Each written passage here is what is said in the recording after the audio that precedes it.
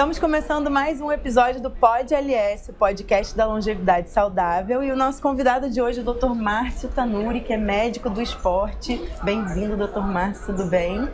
Tudo bem, tudo ótimo, né? Todos aqui estão buscando isso, né? Todos buscando É otimização metabólica hormonal, então eu tenho que me sentir ótimo aqui e realizado e feliz pelo convite novamente, enfim, de poder estar contribuindo aí. Nosso bate-papo é um pouquinho rápido, mas eu já queria saber de antemão por que medicina da longevidade, Dr. Márcio? Olha, na verdade, esse ano eu faço 20 anos de formado e desde que eu me formei, hoje tem muitos cursos, muitos congressos, né? Muitas formações na área e na minha época não tinha, né? E foi até daí que eu conheci o professor Ítalo, há 20 anos atrás, né? Depois que a gente contou essa história, porque eu conheci ele não pessoalmente, né? O trabalho dele.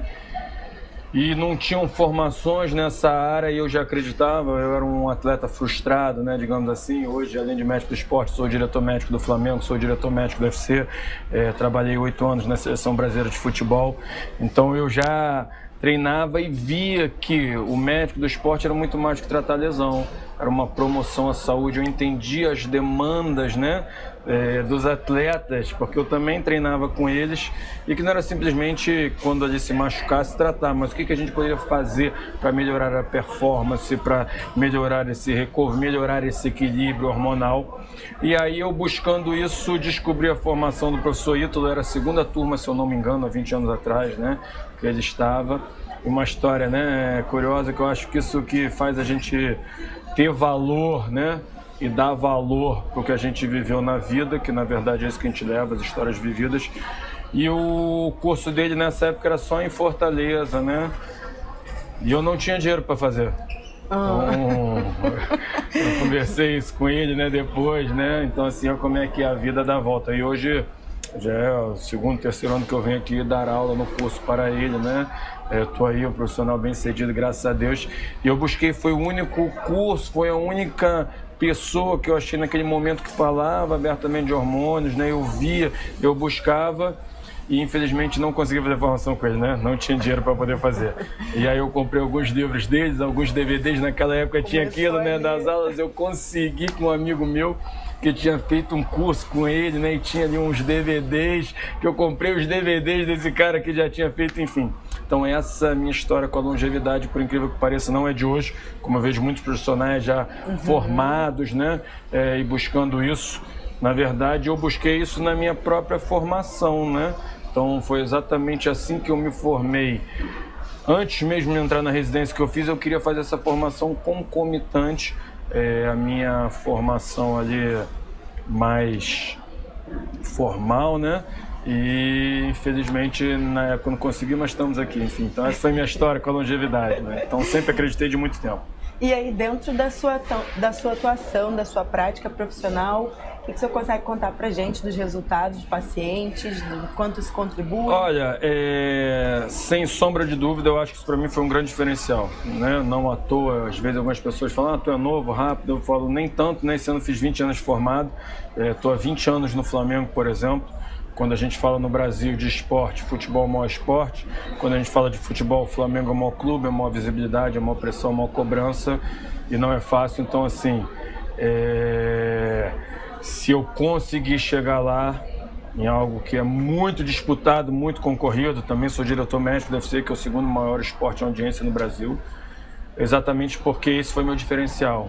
E eu enxerguei isso lá atrás, eu falei, a maioria dos médicos que se dizem médicos do esporte são ortopedistas que simplesmente tratam a lesão, que isso também é importante, eu também sou ortopedista de formação, mas isso é o que a gente chama de traumatologia do esporte. E eu, há 20 anos atrás, eu tive, né, com essa visão da longevidade, a visão da medicina do esporte como performance, como promoção de saúde, que eu falo. O atleta que performa melhor é o que tem uma saúde mais equilibrada. Então a gente como médico, né, a gente tem que ser ali o responsável pela promoção de saúde, por esse equilíbrio hormonal, né, por promover todo esse equilíbrio metabólico. E como ninguém na época dentro do esporte tinha essa visão, e eu enxergava isso, eu acho que para mim, sem sombra de dúvida, foi um grande diferencial. E o senhor acredita que há essa abordagem nos atletas quando ainda bem jovens? Eu pergunto porque eu fui atleta de ginástica olímpica 15 anos da minha vida, comecei com 5 anos, né? E aí, sinto hoje que eu conheço um pouco desse modelo, percebo que me fez muita falta.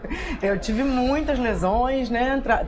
Estive em muitos médicos para tratar lesões, mas acho que elas poderiam ter sido evitadas e, de fato, talvez minha performance pudesse ter sido ainda melhor se eu tivesse tido um acompanhamento desse nível. Então, o senhor entende que isso é importante até para as categorias ali? Olha, na verdade, eu tenho essa certeza, eu acho que isso deveria ser muito mais estimulado até na formação, a gente já diz, né? São as categorias de formação para que o profissional, né? Ou a criança que busca, né, o esporte, como não só qualidade de vida, mas como performar, como sonho, né, como profissionalizar, essa deveria ser a base da pirâmide como a gente vê, e não depois que o atleta, né, se profissionaliza, ele vê que tem essas carências, essas deficiências e tenta buscar profissionais para equilibrar, corrigir. Então o ideal é que isso fosse feito realmente, né, desde o início. Isso é uma educação, né, continuada, e no Brasil isso ainda é muito pobre nesse sentido, porque até tem poucos profissionais dentro dessa área propriamente dita com essa visão. Infelizmente, eu acho que na Europa isso aí já é muito mais estabelecido. Nos Estados Unidos, principalmente, eu tive lá mais novo, né? Por isso fui um atleta frustrado, ganhei bolsa, né? Tentamos ali profissionalizar. Isso eu vi que lá, isso foi em 96, quase 30 anos atrás que eu estou falando, e isso já tinha essa cultura lá. Hoje eu vejo assim com vários erros, né, com coisas que a gente achavam-se que eram saudáveis, a gente sabe que não, mas tinha essa cultura do praticante de atividade física ter esse equilíbrio da dieta, o quanto é importante, né, essa atividade toda. E isso já tinha 30 anos atrás, eu vi essa realidade lá e mudou minha cabeça. Realmente para mim foi assim libertador. E aí eu acho que é uma tendência, como eu já falei lá fora, já é uma realidade aqui a pouco. E eu acho que todo esse movimento, né, da longevidade saudável, de profissionais como eu, que hoje atuam no mercado, né, com esse tipo de prática, acaba que outros profissionais começam a admirar essa conduta. Eu acho que eu tenho visto um aumento, mesmo que sutil ainda, passos lentos, mas eu acho que o futuro, eu acho que é uma área que vai crescer muito. Vai crescer. Então vamos fazer o seguinte, vamos trazer para o universo dos hormônios, da longevidade saudável. A gente está com uma brincadeira do hormônio queridinho. Estou pedindo aos nossos convidados que elejam um aí querido para explicar um pouquinho para a gente sobre as funções. É difícil isso aí, né? Igual eu que trabalho, né? Eu que trabalho com futebol, eu falo igual o treinador, fala, isso aí é a dor de cabeça, tem vários craques no time, né? Vai ser a dor de cabeça boa pro treinador, sem sombra de dúvida, né? É difícil falar um, até porque, né? O melhor efeito dos hormônios é quando a gente tem um equilíbrio hormonal. Sim. Então, eu até brinco, né? Quando você repõe um hormônio, tu desequilibra outro. Então, o conceito não é nem a reposição hormonal e mais esse equilíbrio. Mas se eu tivesse que escolher um, eu talvez escolheria um aí que para muitos é um malvadão, né? Então acho que é mal interpretado, que é o cortisol. O cortisol tem funções muito importantes no nosso organismo, principalmente modulando, né, sistemas energéticos, foi um pouco que eu falei hoje na aula, né, bioquímica, na atividade física, sobrevivência.